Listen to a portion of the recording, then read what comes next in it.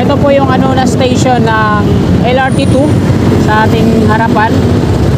Sa kaliwa, katabi niya yung St. Joseph.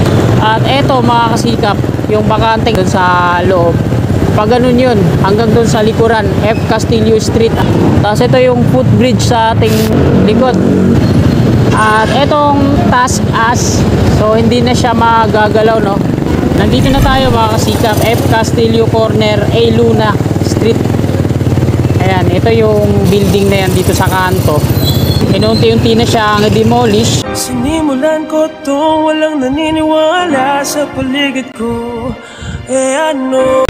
Magandang hapon mga kasikap, nandito po tayo sa kaba ng Aurora Boulevard at mag-update po tayo dito sa Metro Manila Subway Project. Ito po yung Anonas Station, Contract Package 103, kasama yung Campaginaldo Station. Ayun yung titingnan natin kung meron ng progreso doon sa magiging station box niya, yung dinidemolish sa may F. Castillo Street. So tara, let's go. So nandito nga tayo mga kasikap sa kaba ng Aurora Boulevard. Patungo po ito ng Marikina. Ito yung mga establishment na nandito sa ating kanan. Ito yung malapit dito sa Anonas Station ng Metro Manila Subway.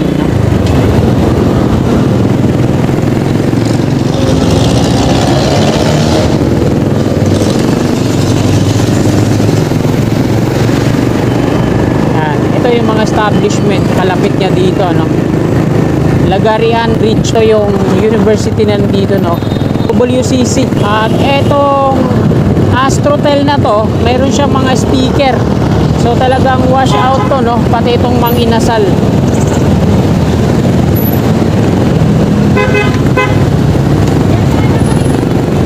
Ipakita ko muna yung magiging station box dito sa part na to. Ito po yun. Establishment dito, ano, sa kanan. Washout dito. Kasi dito sa part na to, pwesto ang station. Ito po yung ano na station ng LRT2 sa ating harapan. Sa kaliwa, katabi niya yung St. Joseph Shrine. At eto mga kasikap, yung bakanteng na yan doon sa loob. Pag ganun yun, hanggang doon sa likuran, F. Castillo Street at 1 Luna ba yun? Tapos ito yung footbridge sa ating likod.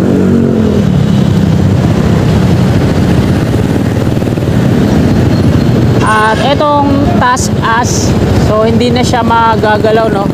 Batay dito sa picture. So diretso tayo doon sa may likuran. Titingnan natin kung may pagdidemolish na ba doon, no? Nasa ilalim po tayo ng stasyon ng LRT2. Ito yung Anonas Station.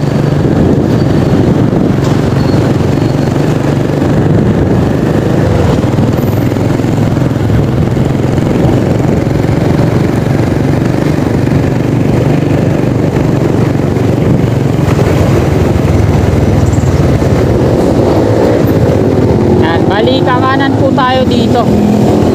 Ito na yung F. Castillo Street.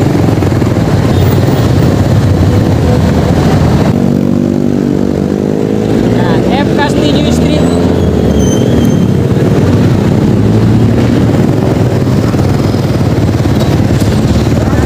Sa kanan natin yung high top.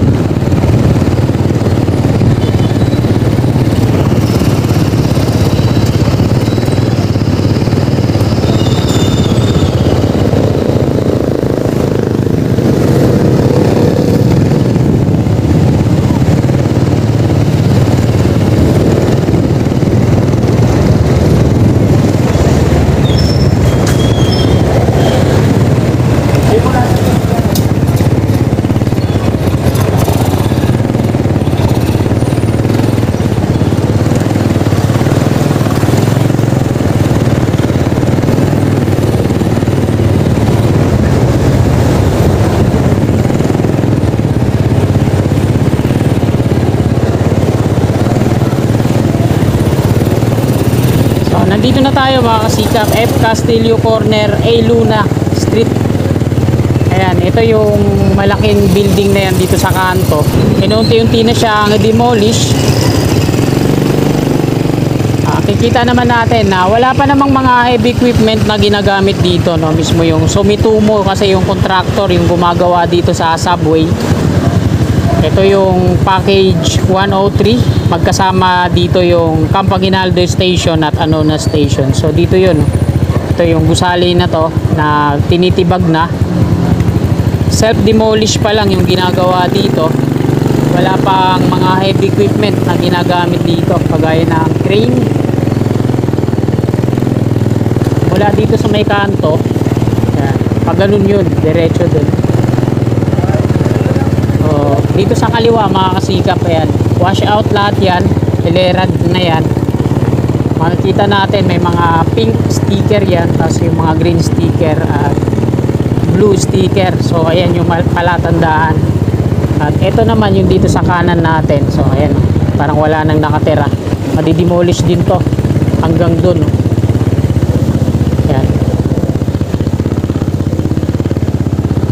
Pati dito sa kanan, ayan o, dinidemolish na. So ang sticker nila dito ay pink at green. Ayan, tinatanggal na yung bubong.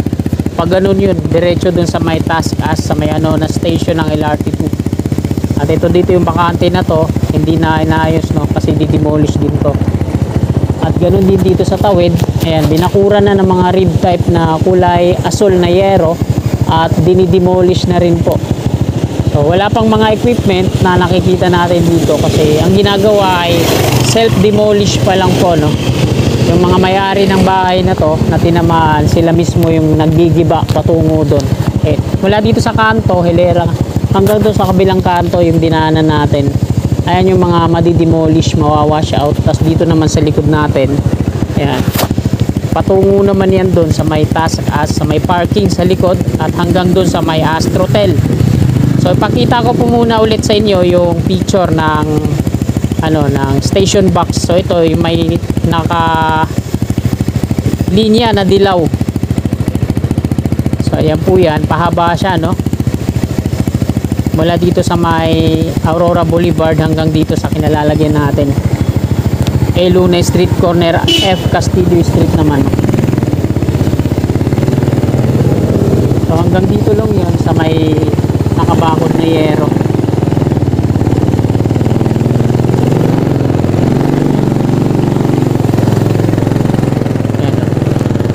Mula dito hanggang doon binakuran na yan at wala nang nakatira, no, kasi bayad na po yan ng Sumitomo or hindi ko alam kung sino yung nagbabayad na ito, yung mismo pamunuan ng subway, no. Yan yung mga pink sticker. So ito yung kabilang dulo niyan. Ito na yung building dito sa kanto, bayad na po ito at inaantay na lang yung go signal na sabay-sabay na gibayin. So sa mga nag-aantabay sa update dito, no, mag-subscribe na kayo sa aking YouTube channel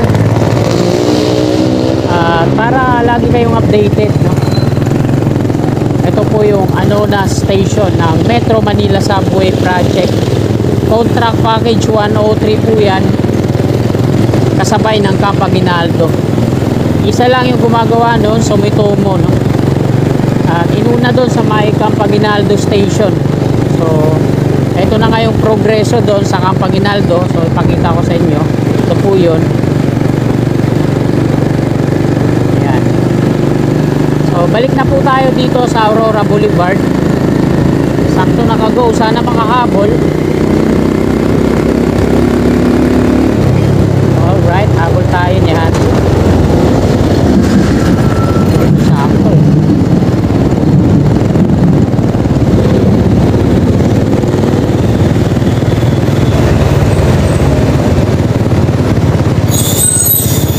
Balik tayo dito sa LRT2 Anona Station. Ayan sa harapan natin. So hindi naman natatamaan tong Anona Station. Magkakalapit lang sila, no, mga transportasyon. Ito yung LRT2. Tapos dun naman sa katabi niya, dun sa may footbridge sa unahan, yung magiging stasyon naman ng subway. Ito yung ano na station ng Metro Manila Subway. So, halos magkadikit lang sila, no? Yan. Sa dulo ng footbridge na yan, ayun dyan din sa may Astrotel yung magiging ano niya, exit at entrance ng subway. Ito yung harapan niya, at ito yung magiging harapan niya, yung St. Joseph Shrine. Ayan yung parking na binabanggit ko sa harapan natin.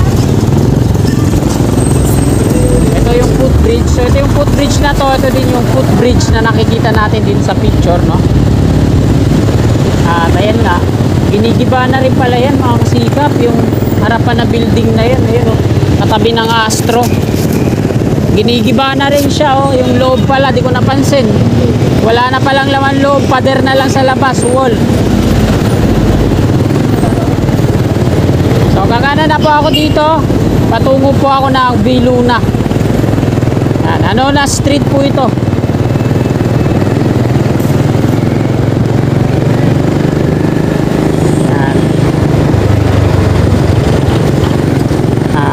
Mga kasikap, yung update natin, mixing update dito sa ano na station.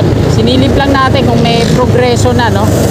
Kasi dun sa kasama niya sa package 103, yung Capaginaldo, talagang progresibo na. So hanggang dito na lang mga kababayan, mga kasikap. Maraming salamat po sa panonood.